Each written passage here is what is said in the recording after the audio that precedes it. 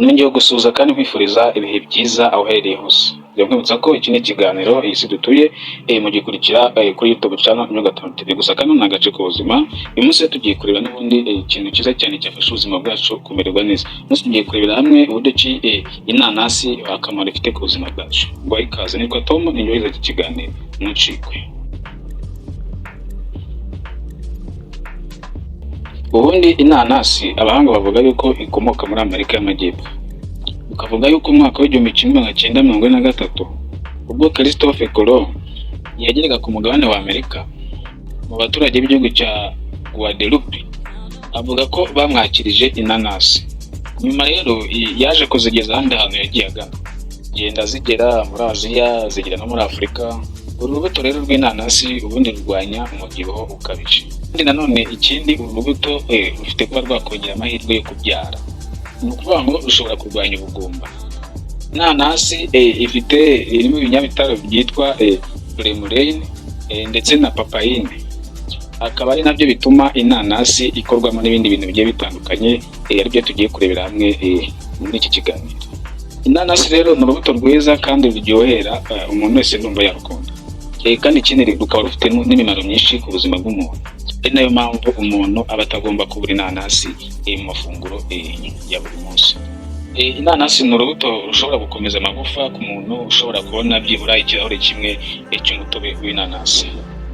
Ariko umutobe wo mw'imbere utavangiwe, utakuye mu nganda, umutobe witunganyije w'inanasi.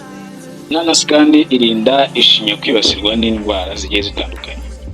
Ikanakomeza amenyo kandi ikanarinda n'izindi ndwara zo mu kanwa.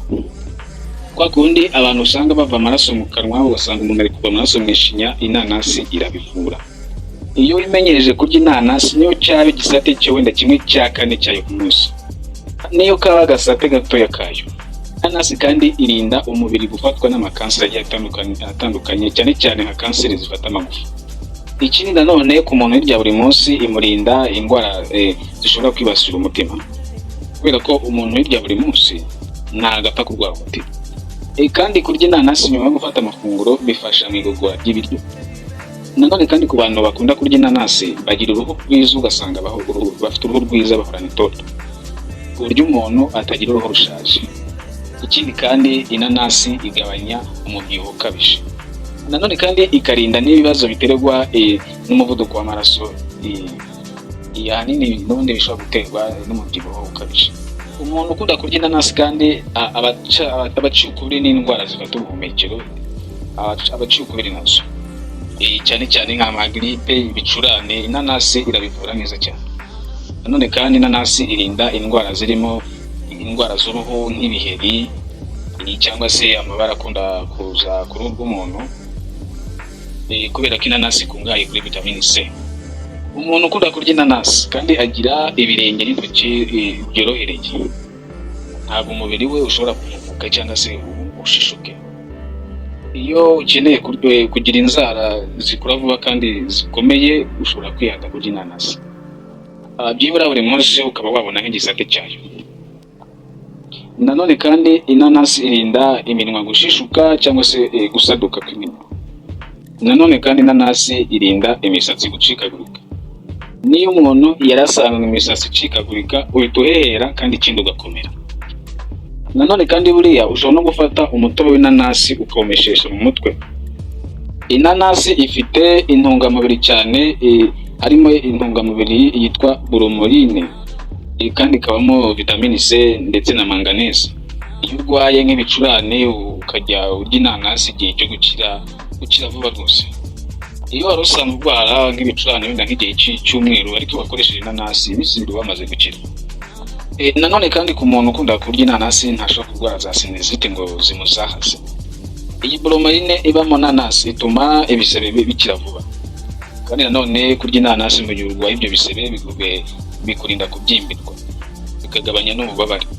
Nanone kandi ku bantu barwaye rubagimpande, inanasi bagabanyiriza ububabare kubera iriya bromelain iri mu nanasi.